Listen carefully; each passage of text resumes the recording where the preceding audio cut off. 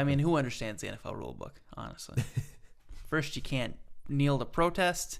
Then all of a sudden, 24-point field 24-point goals. field goals. Our pets' heads are falling off. Oh, gosh. You ready to roll tonight? Big episode. I don't know what I'm going to talk about yet. We'll figure it out. Yeah, I don't know. What do you want to talk about? Anything really in particular? This is a good What's question. up, everybody, and welcome to Bucked Up, Possible Entertainment's post-game Bucks podcast. I'm your host, Nick Schneider, alongside the real deal, John Monk. Today we watched the Bucks have another great game against the Blazers. Another late night Great win. Road win against a hot Blazers team. 7 of last 9, they were saying. Exactly, 7 of last 9. We took it right to them. Looked good doing it. Jason Kidd was coaching. It was weird. Good to see again. Well, it's been a while. Remember, if you like the show, you can subscribe to the channel, like the video, share it with your friends so that, more than just you and like 6 other people are watching. Otherwise, listen to it on iTunes and other audio platforms around the world. Let's get into it. John, the game tonight, really impressive. Who individually as a player impressed you most? Most, mix of Bledsoe definitely. Bledsoe looked great. Middleton, I thought, looked very good again. Absolutely. They look great, though. This was a game where we played. Have you noticed that I say this was a game where all the time? Maybe, now that you mention it. Yeah. This was a game where first half, this was the big three to end all big threes. Yeah, Chris what do we Middleton have, 60, or how many points did the big three have? In the first half, 41 out of 60 total. That's it. Eric Bledsoe looked like great, awesome, amazing Eric Bledsoe that he was in Phoenix, but alongside Giannis, who was absolutely terrorizing anyone who got in even close to his way, and Chris Middleton, who was on the Rohan Kadi tough shot express all night, but was hitting every single one of them. It was so much fun to watch. Until the fourth quarter, this game was so much fun. Oh, yeah. And in the fourth quarter, we let things slip a little bit. We did. But that was a little overall, not the best to see, but still a wonderful game. It was that was Jason Kidd's one slip up. Is the fourth quarter we had a lineup that shouldn't have been on the court that long. As long as it was, exactly. You need to give your stars rest, but we have 3 stars, so we should be able to stagger them better than that. He had Bledsoe and Giannis out for bulk in the middle of the quarter when it was going bad. When things were going he poorly. got him in time, and we got a lucky call. Got a win out of it. We got some good calls. We got some calls absolutely went our way. Yeah. There was some of those calls were not good calls at all. Bad refereeing in general tonight. Letting things go that shouldn't have been let go. Calling ticky-tacky stuff that shouldn't have been fouls. At the end, Eric. Yeah, it was very inconsistent. And if you're a ref, the key is consistency. I don't care if the calls are good or bad as long as I know what to expect. Oh, yeah. I thought they let a lot go earlier on. They did. If you do it early on, do it the whole game. Then exactly. And a lot of a ref's mindset, usually, I'm assuming, is to let things go early so that you son of a gun. John's cat likes to chew my camera cable. A lot of the refs' thinking is let the fouls go early, tighten up late. So that way you let them play, and then you make sure games aren't settled by bad. But I don't. In the huge like big that time logic. Games, I see they call fouls early on to. Right, it's the exact opposite in bigger games. Yeah, exactly. But yeah, you're gonna get. It's NBA. Yep. It's basketball. You're gonna get bad reffing nights just because there's so many games to ref and there are so many refs. Yep. But it is what it is. We got the win. We were on the positive side of it, so I'm happy with that. That's all I care about. Giannis shot 7 for 20 tonight, but I thought that this was a much better Giannis night than the likes we've seen lately. Yeah. He wasn't forcing anything. He looked like he was having a lot of fun. Taking power, yeah. Yeah, he was, instead of fading away and taking a lot of finesse and skill shots, he was forcing his way into the paint, taking a lot of layups. That's what Giannis does and needs to continue to do. Other than that, everyone else played great. Literally everyone who touched the court except Thon played great. Thon was fine, but he wasn't offensively bad either. So no, he wasn't a liability. He actually had a fine fourth quarter, I think. Yeah, well, he was never a liability out there. No. So, he was fine. Everyone else though was good to great. Very active. Bledsoe pushed the was pace terrific. A lot. That's That's another thing is in these last 2 games since Jason Kidd got his assumed talking to. Yeah. Pace has been way faster. Oh, yeah. Pace has been way faster. Jason Kidd has been way more animated. Yep. But you can see we're getting way more deflections and we are way more energetic on defense. I still don't like some of the stagnation I'm seeing when we have to get into our half-court offense. But that'll come with time. I think Eric Bledsoe still has to get in rhythm with the team a little more. But still, this is how this team should be playing. Definitely. This the last is couple the games, team I expected to see this season. Yep. And with Jabari coming back, Jabari loves to run the floor too. Yeah. Jabari coming back, it's going to be so huge. I was saying this to you, like, this is the team, that I was expecting coming into the season, with all their 50-win talk and their top 10 defense talk. This was the team that I expected to see, and we still don't have Jabari. No. Imagine how much the offense improves with Jabari. Obviously, the defenses will take a step back, but offensively, imagine how much we can improve with another offensive stud on the court. Almost all-star. Because tonight, one day if he stays healthy. But tonight, Bledsoe, Giannis, and Chris Middleton were all rolling. Yep. Imagine how much fun a night's going to be where Jabari, Giannis, Bledsoe, and Chris Middleton are all rolling. Yeah, we could beat anyone in the NBA with that lineup, except maybe the Golden State Warriors, because nobody can really beat them in a game that matters. The Warriors have players like that too, who are overall better. Yeah, 100%. But that's going to be even truly amazing. Yeah, and that works out. But it's amazing how much talent we have amassed in Milwaukee. Yeah. And it happened without me really noticing it. Because at first it was like, man, we got Giannis. We have a superstar. That's unbelievable. And then Chris Middleton came out of nowhere. You're like, okay, we have very 2 now. Solid player. And now he's Jabari Parker came back, and when he's healthy, he's great. Yep. And it then just kind of happens over time. And then Bledsoe. I never stepped back and realized, wow, there is a team here of great players until right now. Well, they built it. Yeah. And the right way, too. Exactly the right way. Exactly. Yeah. It didn't take us 7 years to tank like the Sixers, and they might have been better off for it. Embiid is spectacular, Simmons is spectacular, but it took us a year. We had one truly awful year. Yep. And we got Jabari Parker out of it the year before. We got Giannis with the 15th pick. Yep. We did it the right way. And now we have the team. In 2-3 years, we all, either us or the Sixers will, or maybe an unknown team that we don't know yet, will be the team. I don't believe. I mean, the Celtics are good, but they don't have a top 5 player waiting in the wings. No, they're coached very well, but they don't have a star. They're coached extremely well, but they're the next San Antonio, and they might win a few championships that way. But they're the next San Antonio. They're gonna need some type of star though, which Hayward down. He went down, so that's. But he's loss. not. He's not. I think Kyrie's a better player than Hayward, and I think they're both top 15 at best. Yeah, but I don't see Kyrie leading a team to the finals. Exactly. I don't see Hayward for sure will never lead I don't see that team. either. But he is one of the best role players in the league. My point is that we did everything the right way. Other than a few hiccups along the road, everything has gone so smoothly. Yeah. This management has done a phenomenal job of bringing this team and making it work and gel in Milwaukee and doing everything it takes to build a culture here. And it's awesome. It is so cool.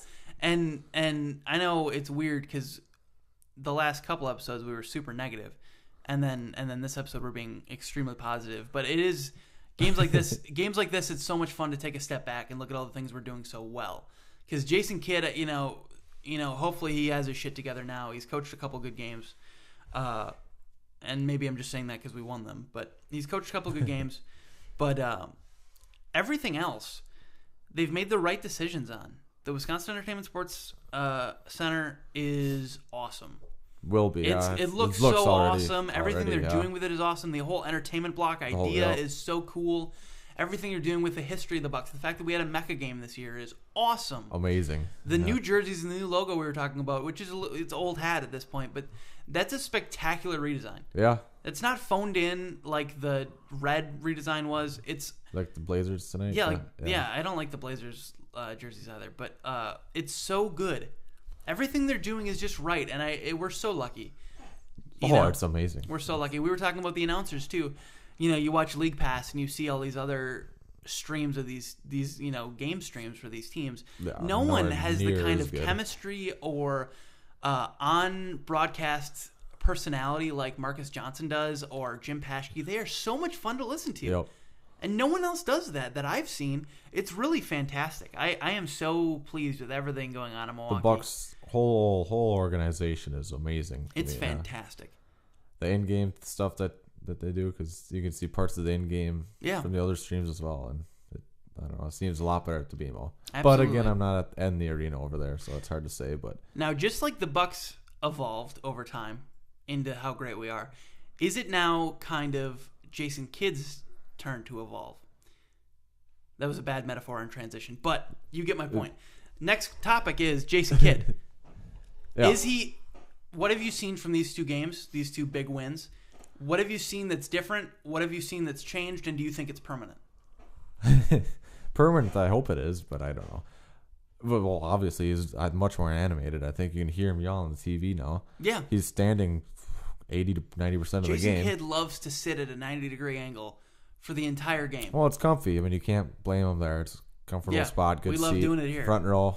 I mean, you can't go wrong there. No, you sure can't. As a head coach, you want to do what he's doing the last two games, animated. Well, you see the great ones do it. Brad Stevens is always up and coaching on the floor. Yeah. You know? Not sitting watching. And I think that goes a long way. Oh, definitely, yeah. And like his kid's first year here, I remember him, he was always running around, jumping. He's been much more energetic his first year here than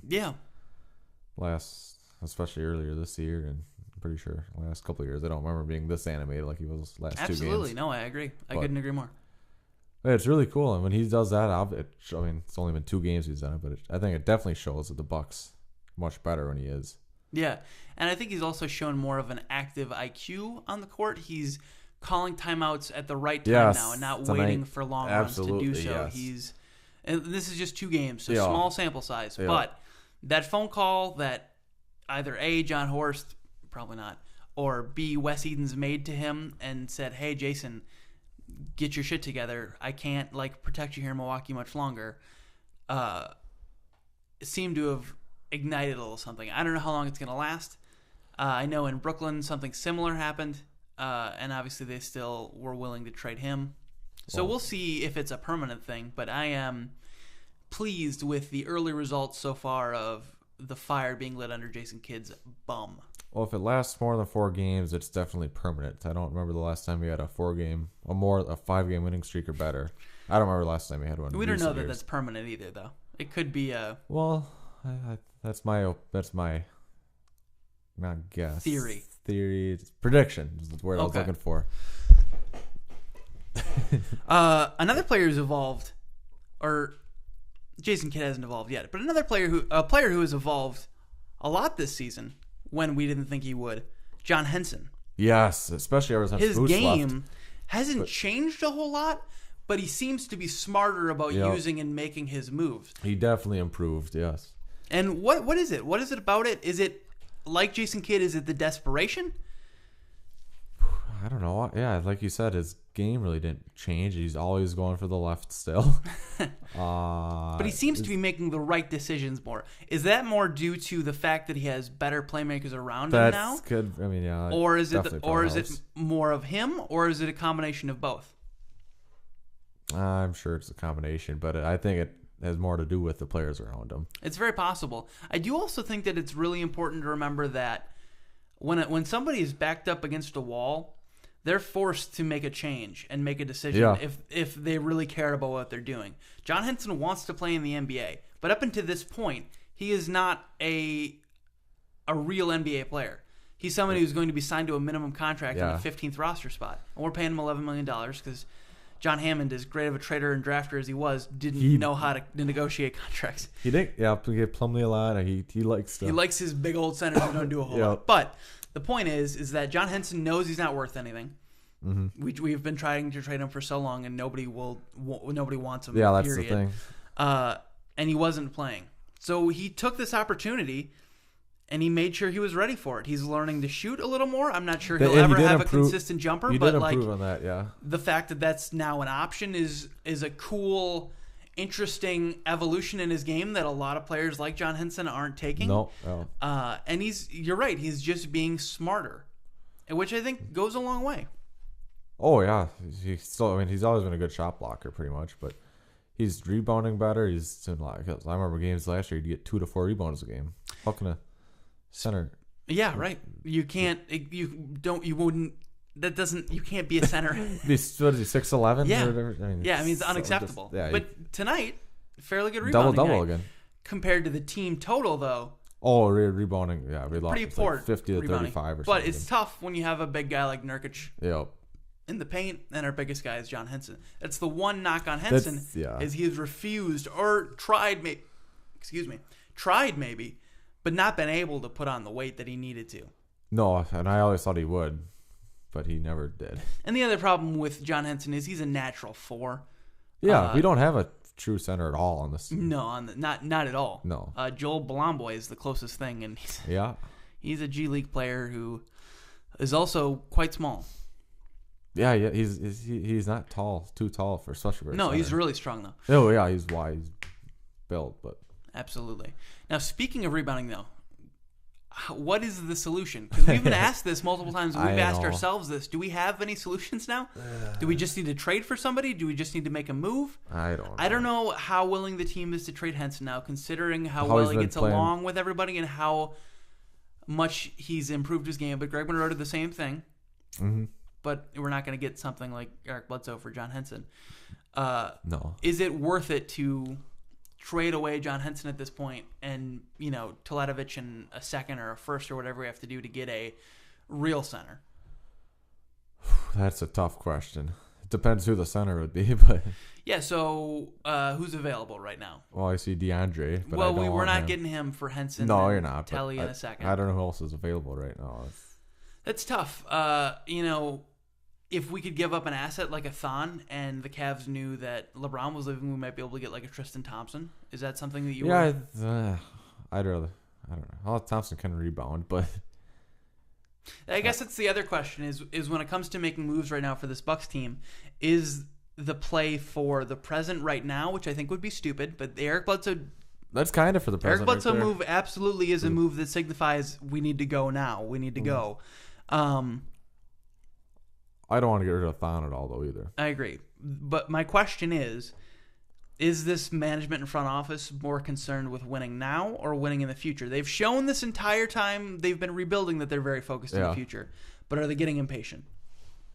Because the Bledsoe move is a move you make... For the now. Yeah. You get rid of that first-round pick. I still think it's the right move. You didn't really give up a whole lot of anything. No. Even if you are working for the future. But it is a now move. Mm-hmm. But I don't know. I don't see us getting rid of anyone. You're getting a center. Any assets? Yeah, I agree. I don't know. We ain't gonna get much unless we give up a Middleton or a great player like that. Like a Brogdon. I think a Brogdon would get a move like a DeAndre Jordan done. Like a Brogdon and a Teletovic in a first. But I don't know if I don't know if DeAndre Jordan fits. Zach Lowe had said that on his podcast, and I don't know how well he fits. Probably not very well at all. Having a third person plug up the paint. Yeah, I almost rather have Henson. He's going to walk in a year anyway. It's not a smart move for the Bucks at all. It's not a move that I imagine anyone's even thinking about taking. No, I wouldn't. But it is interesting to think about, because we do need a center. Marc Gasol probably is on the way out, I would imagine. If it's tough to tell in Memphis right now what their situation is. They got rid of Fizdale because of the way he was treating Marc Gasol, but still, if they need to either commit to a rebuild or because no team wants to be fighting for the 9 or 10 seed. They've been doing it for years. Well, they've been fighting for the 8 seed, but now they are worse. Significantly. And that's if there's any place you don't want to be, it's fighting for a high draft or however we're going to say it, a low draft pick, right? Even though it would be a higher number. It doesn't matter. I wouldn't mind a guy like Marc Gasol. He's old though. He is old. That's another move for the present. That would definitely, if we made a move like that. But interesting things to think about, though. We do need a center. I don't know who it is yet. I don't know who's going to step up. And probably no one. Tough to give up your big assets. But like we said before, Jabari coming back should help with rebounding. It's another body, and if we can play death lineups, I imagine Giannis is going to get 10 boards if he's playing the 5 anyway, which Henson will never do. No. And if you put Jabari at the 4, he's going to pull in 6, 7. Maybe 5 on average. So, that's better than what we're doing now. Oh, yeah. Jabari will add a few. Yeah. But it'll still be it'll be a problem all year. Oh yeah, it's not a problem. It's going to go away anytime soon unless we make a move. And I don't know if we're ready to make a move like that. No. I think now that we made the move for Bledsoe, a lot of people think that we are all of a sudden heavily in the market. But we've been working on this Bledsoe deal for literally years. Oh yeah, definitely. Like this has been a long time in the making. I don't think we're going to jump in and make any crazy deals anytime soon. No, I don't think so either. It's interesting because John Horst really so far going into draft night, I assume they already kind of knew who they were drafting and what they were working towards. DJ Wilson, I assume, was going to be their guy no matter what. Yeah. If he fell, there were reports that we had promised the Heat center Bam Adebayo. Yes, I remember. So maybe if cards would have fell a different way, but I imagine that DJ Wilson would have been the pick. And then the Bledsoe trade, which is a trade that John Hammond was working on so far. Yep. Horst really hasn't done anything of his own accord yet, which is interesting. No real free agent signings that were huge. No, not any. The draft, which we assume the team had already done their research and talked about before he got in. The Wilson pick, because Wilson's not at all a rebounder either. It's kind of what we needed. Bam Adebayo is a rebounder. Yeah. But it's an interesting pick, but it's a very John Hammond pick. Yes, it is. Yep.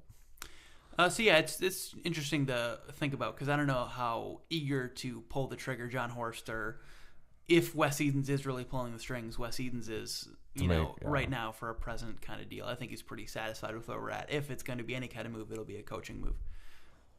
Which I don't see them doing that either.